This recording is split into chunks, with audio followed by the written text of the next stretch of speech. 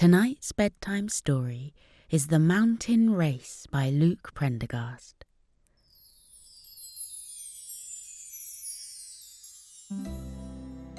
One afternoon when the sky was grey and the rain was falling in a pitter-pattering drumroll on the street outside, Maggie and her friend Thomas were sitting on the sofa playing on a video game. The game they were playing was a racing game called Kar-Kraft. In it, you mined and foraged for resources to build your own personalised cars with all of the gadgets and colours and accessories you could want. And then you raced them. Kar-Kraft was Thomas's favourite game. Maggie liked it well enough too, but not as much as she liked other things like doing magic tricks, exploring the great outdoors, and going on wonder-filled adventures in her Imaginarium. But Thomas was fascinated by all things technological, computers and cars and, yes, video games. And Maggie had to admit that when it was rainy outdoors and there wasn't much else they could do, a game of Kar-Kraft with Thomas was pretty fun. And she was getting better at it too. When Thomas had first shown her the game, he won every single race. But now Maggie could keep up with him. That afternoon alone, she had even beaten him twice. Whenever she won, her best pal and magician's assistant, the white rabbit Marshmallow, who crouched on the floor quite contentedly nibbling on a leaf of cabbage, would thump his foot on the floor in applause, and Thomas would say, "Nice one, Maggie." They were in the middle of one race in which they were speeding down a road that ran alongside a sandy beach and an ocean of curling blue waves, when Maggie had an idea so surprising that she completely forgot she was playing the game, and her racing car drifted right off the road and came to a halt in a cloud of sand. "Everything okay, Maggie?" Thomas asked, pausing the game. "You almost drove straight into the sea." But when he turned to look at her, he recognised the look on her face very well indeed. "Yikes," he said. "You've had an idea, haven't you?" Maggie nodded. "I sure have," she said. And then she proceeded to tell Thomas that the idea had just popped into her head that instead of playing Kar-Kraft on the games console, they could find a way, what with Thomas's technical wizardry, of creating the world of Kar-Kraft in Maggie's Imaginarium and getting to play it for real. Or, she finished breathlessly, not for real, but like real in our imaginations. Maggie's Imaginarium was a tent that she'd set up in her back garden. But it was no ordinary tent. It was an enchanted tent which could take you on wondrous adventures through your own mind. If you lay on your back on the floor of the tent, the canvas ceiling transformed into a brilliant and breathtaking projection of your own imagination, which you could ride through just as though you were riding on a magic carpet. Maggie had taken Thomas on a trip through his imagination a number of times, and it was only a couple of months ago that Thomas had made his own contribution to the Imaginarium. Being the science whiz that he was, he had invented a special gizmo that allowed him and Maggie not only to spectate their imagination, but to literally step inside it. And now Maggie was wondering if Thomas's gizmo could let them play Kar-Kraft for real. Thomas was pinching his chin between his thumb and forefinger, which was something he did when he was thinking hard. "Maggie," he said in a quiet voice, "that is a genius idea. I can't believe I didn't think of it myself." Then Thomas leapt up and went to the corner of the room where his computer was sitting on the desk. He turned it on, then began tapping on the keys so that lines and lines of complicated computer code started running across the screen in a bright white font. Maggie, who was looking over his shoulder, couldn't make heads or tails of it. She might be the greatest magician in town, maybe even in the country, but when it came to computers, she didn't even know where to begin. "What are you doing, Thomas?" she asked. He explained that he was just making some adjustments to the software of the gizmo. Maggie's idea was unbelievably cool, but it would take a few fixes and a lot more power to get the gizmo to make it feel like they were really in the game. So Maggie watched as Thomas typed for a few more minutes. Then he clicked a button, and out of his computer popped the gizmo, which he slipped into his pocket. "Let's hope it works," he said. They told Thomas's mum that they were walking to Maggie's house, which was just a street over. "In this rain?" Thomas's mum said, and insisted that they wrap up properly in their anoraks.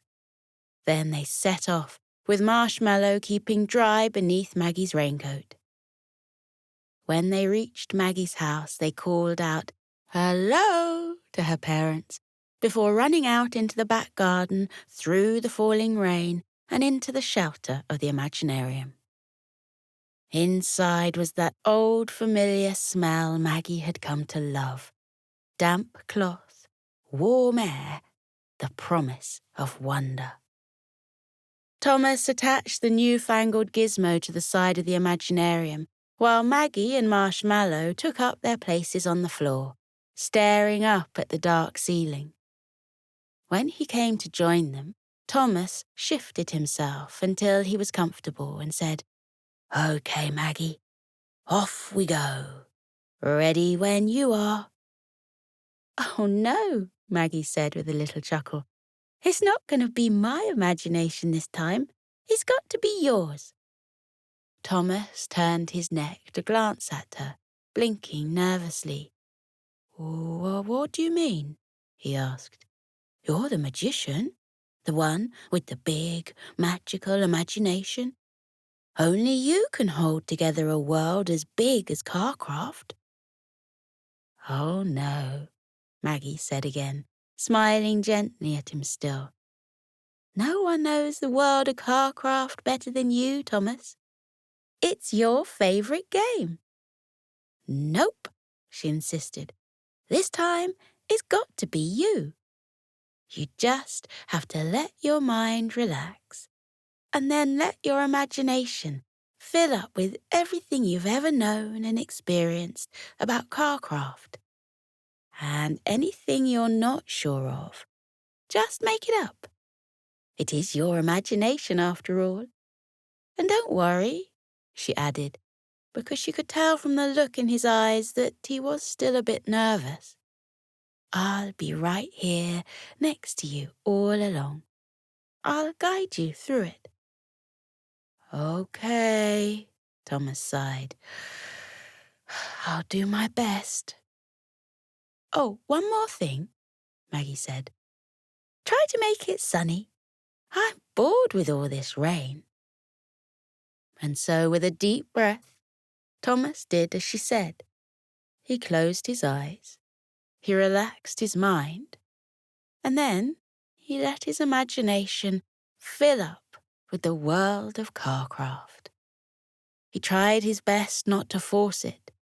He didn't grope through his memories of the game, grabbing them and snatching them and stuffing them into his imagination, the way he often stuffed his school books into his overfilled bag.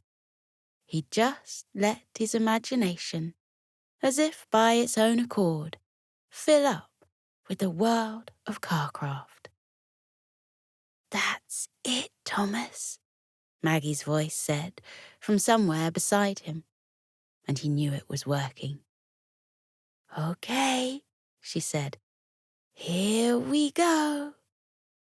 The black ceiling of the Imaginarium lit up with bright stars. Then the stars rained down upon them, or maybe they rained up towards them.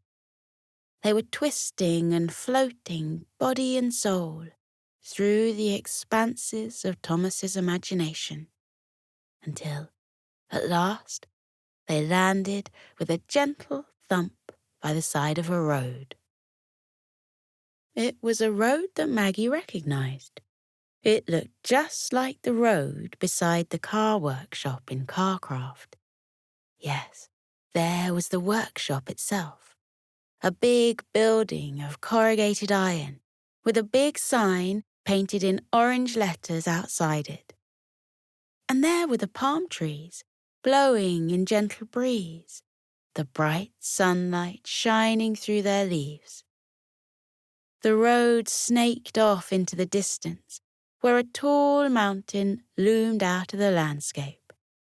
And here, striding out of the workshop, was the car mechanic, Vulcan, a green-haired grizzly bear in work overalls. It was just like in the video game. Thomas really had created the world of Kar-Kraft. "Howdy," said Vulcan, holding out a paw to help them to their feet. You folks ready to build yourselves some cars?" Maggie and Thomas exchanged looks of excitement. "We sure are," they said. "And you guys know what you're doing? First off, you need to head out to collect raw materials. Then you bring 'em back here to the warehouse, and I'll help you knock 'em together to build your very own road racer. Then you race to the top of that mountain." Maggie and Thomas didn't need telling twice. They went out into the forest behind them, searching for resources. Maggie spotted some first, some scrap metal that would be perfect for building the body of her car. She reached for it, and as she touched it, just like it did in the video game, the metal disappeared and tucked itself invisibly into her bag. She couldn't see it, and it didn't weigh a thing, but she knew she had it there in her inventory. "That's so neat, Thomas," she said. Next up, Thomas found some cans of paint, which he put in his inventory. Then he climbed a tree to get some wicked-looking wings that had got stuck in a high branch, while Maggie used a shovel to dig underground.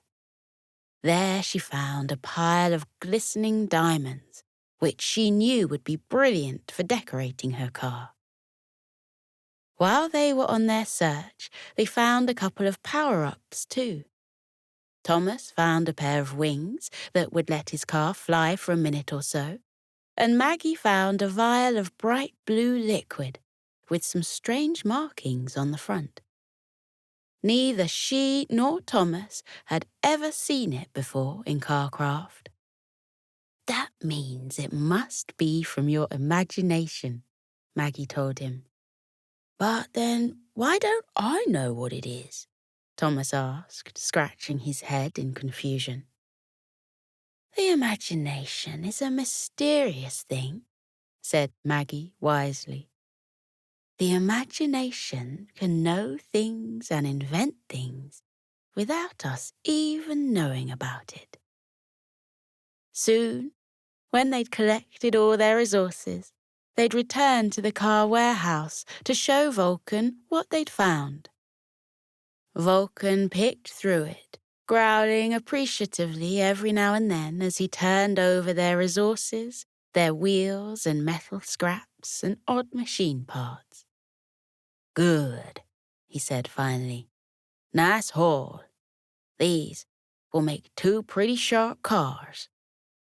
Vulcan slipped on his clear face mask and gave Maggie and Thomas some protective clothing too.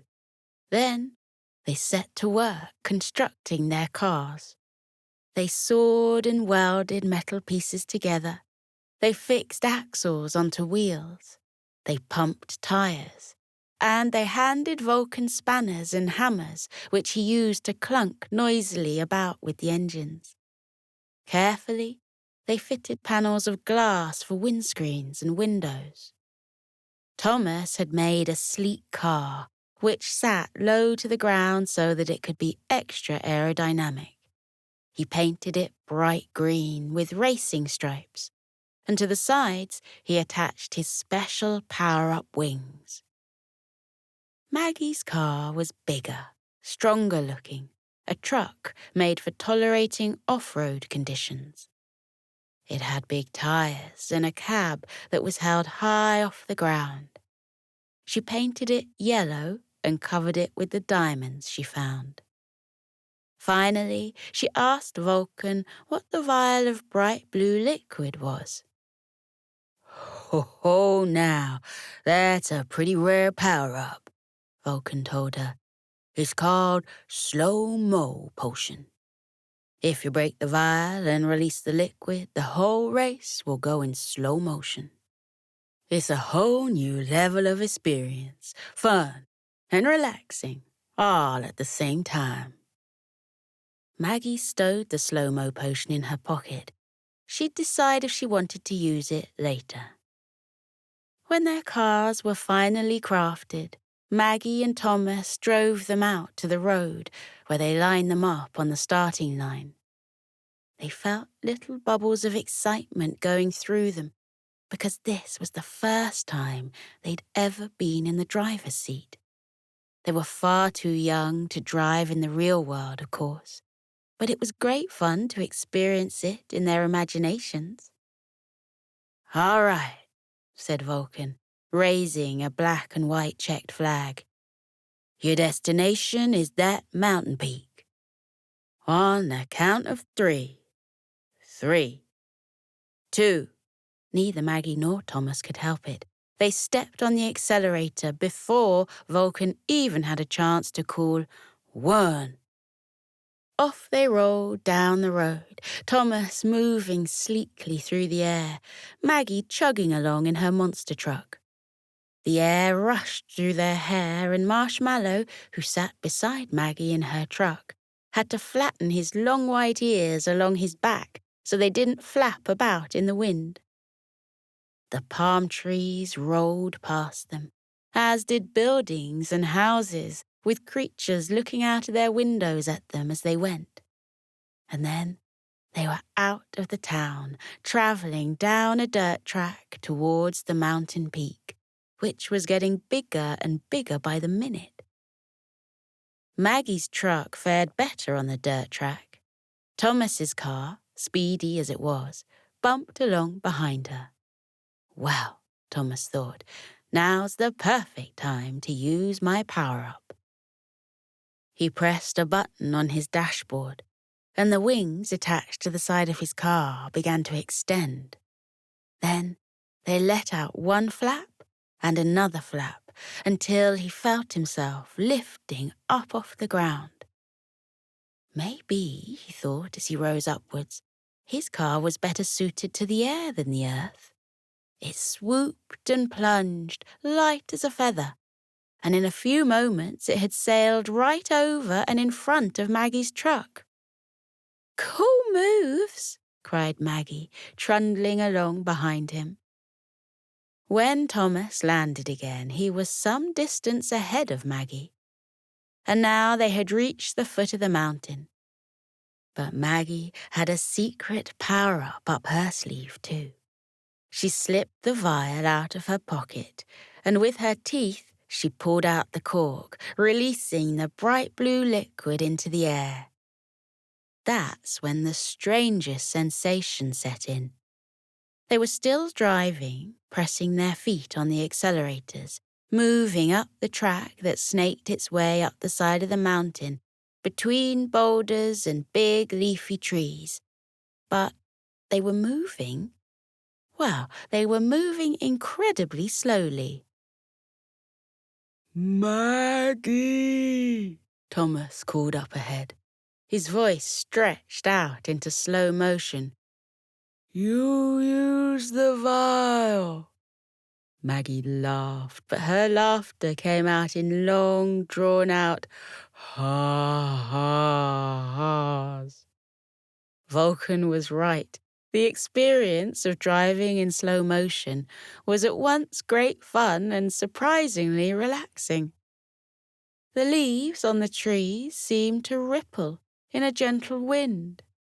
Each bounce on the road was slow, a lift and fall, as though they were jumping on the moon. When Marshmallow shook his head, Maggie could see each individual hair flap one way and then the other. And very gradually, in slow motion, Maggie was catching up on Thomas. As they climbed the long, curving mountain road, heading slowly, ever so slowly, towards the peak, the distance between them narrowed and narrowed, until finally, when they were nearly at the top, they were driving right next to each other. In slow motion, Thomas turned towards her and waved through the window. She wondered if she looked just as funny as he did, waving in slow motion. And that was how they finished the race, rolling inch by inch, slow as snails, over the finish line at exactly the same time. As they crossed the line, the effects of the blue liquid power-up cleared up, and they found themselves moving at their normal speed again. They tumbled out of their cars, clutching their bellies with laughter. What fun the slow-motion potion was, they agreed. They'd never felt a sensation like it, as though the link between their brains and their bodies had loosened a little bit, and you watched your arms and legs moving ever so slowly, as though they weren't necessarily your own. And the race was a draw, Thomas said. We got to the mountain peak at exactly the same time. I like that, said Maggie. It's nice to end a day of racing on a draw.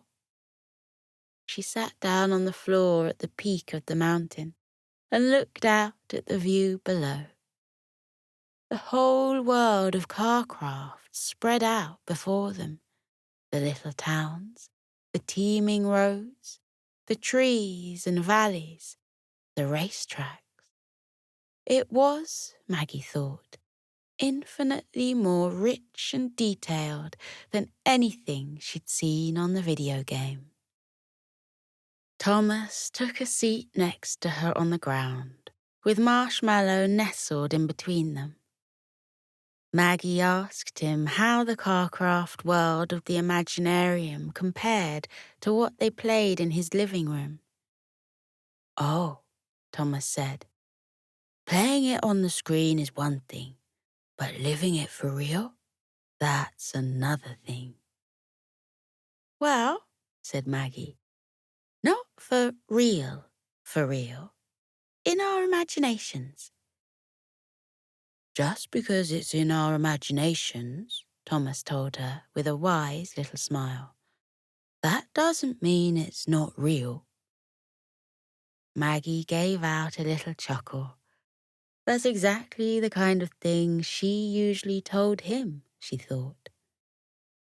I'd like to stay here for a little while, said Thomas, before we head back out to the Imaginarium. Me too, Maggie said. It's pretty amazing what you've made out of your imagination. And what's more, it's not raining. And so Maggie and Thomas and Marshmallow stayed on top of the mountain peak, above the beautiful, busy world of Kar-Kraft. They watched as cars as small as insects meandered around roads. They watched as the huge grassy plains turned from green to pink to red as the suns sunk down through the sky. When at last they grew tired and began to yawn, they knew it was time to head back home. They'd spent enough time in the Imaginarium. They were ready to get into their PJs, drink a cup of warm cocoa, and climb into their beds. And so, with one last look around the marvelous world of Kar-Kraft, the three friends closed their eyes and went back home.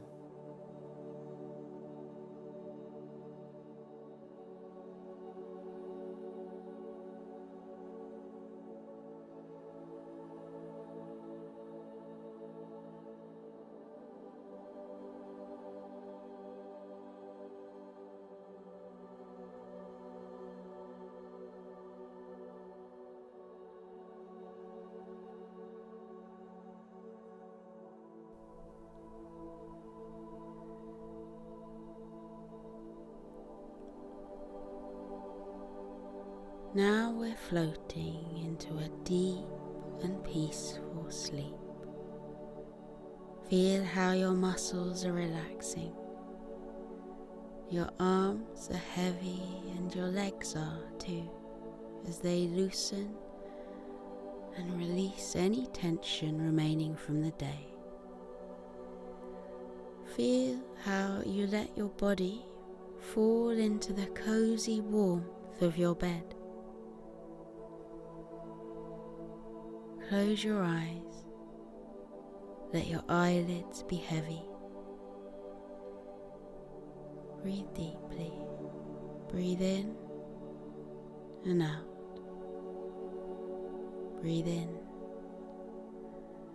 and out as you continue to breathe deeply, and as you keep feeling how your body becomes soft and heavy with sleep. Let your mind drift away. That is the wonderful secret about sleep. While your body rests, lying heavily in your bed, your mind is set free, like a bird taking flight from a branch and flying up and up and up into the air. Feel how your mind loosens now, like a balloon that has been untied from a fence, and floats up and up and up like a bird. Up and up and up it floats towards the sky until it reaches up into the clouds. Imagine that you have risen up high above the world and your head has poked up through the clouds.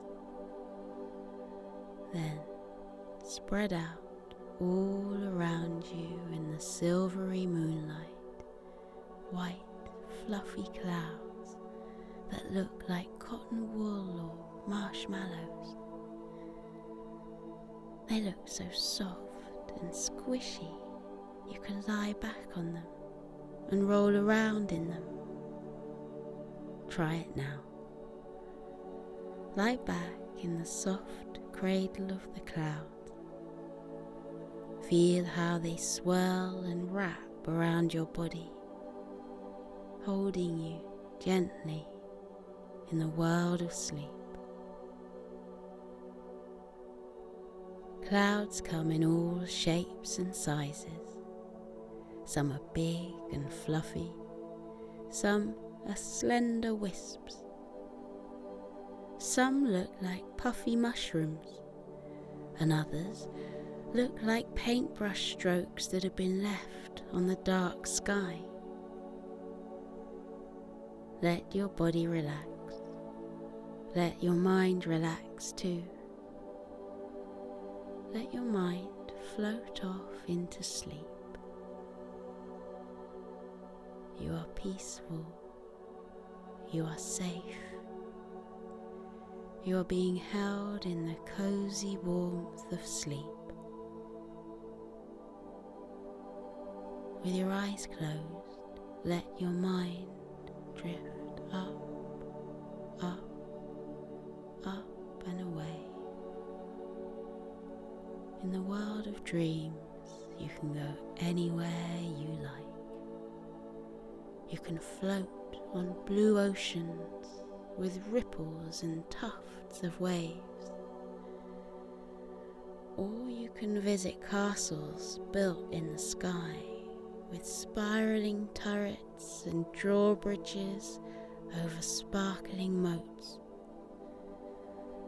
Or you can wander into the peaceful woods where the birds are twittering and the trees are dense with dark green leaves. Breathe in and out. Breathe in and out again as you fall more deeply. deeply into your cozy sleep. And with your eyes still closed, take a look around with your mind at where your dreams have taken you. When I fall asleep, I dream that I've gone to a world high up in the clouds.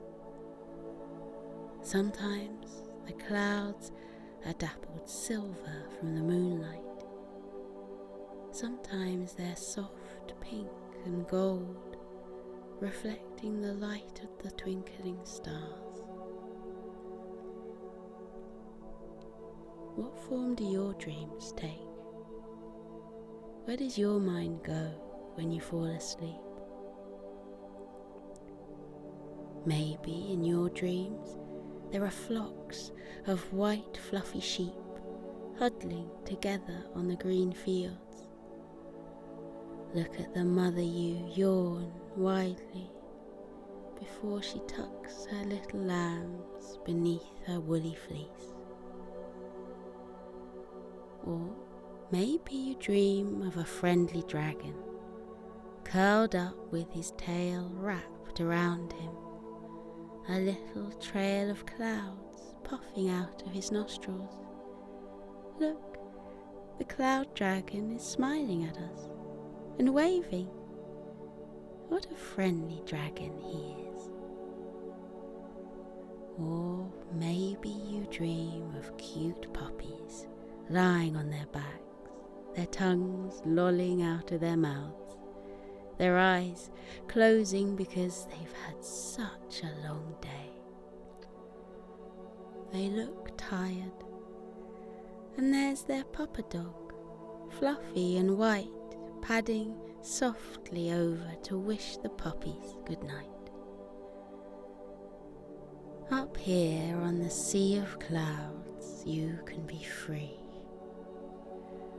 Feel how light you are, weightless, floating, drifting through sleep. Feel everything heavy from the day lift off you and drift away, taken away by currents until they disappear over the bank of clouds.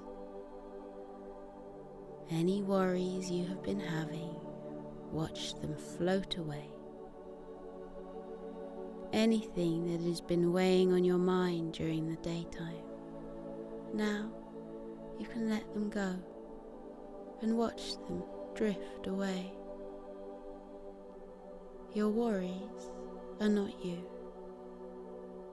You are not your worries. You can let them go. Watch them float away. Now you are light as air. You are as gentle as starlight. You are as soft as the clouds. Up in the sleepy sky, everything is weightless and peaceful. The clouds stretch out like a sea of tranquility. Close your eyes and feel the clouds wrap around you. Feel them bearing your body gently into the land of sleep. Feel your eyes close. Feel them rest heavily as your body relaxes into sleep. Feel your mind lighten. Feel it loosen and drift away, light as a feather, soft as the clouds. Breathe in and out. Breathe in and out. The world of clouds is waiting for you. Let yourself fall into the clouds' soft, warm hug. They are here to protect you. They are here to cushion you. They are here to hold you as you enjoy your deep and peaceful sleep. Sleep well, little one. Sleep well in the land of clouds. Feel how light you are. Feel how weightless, floating, drifting through sleep,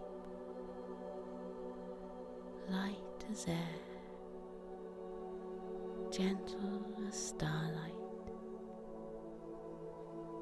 soft as clouds. Good night, little one. Sleep tight.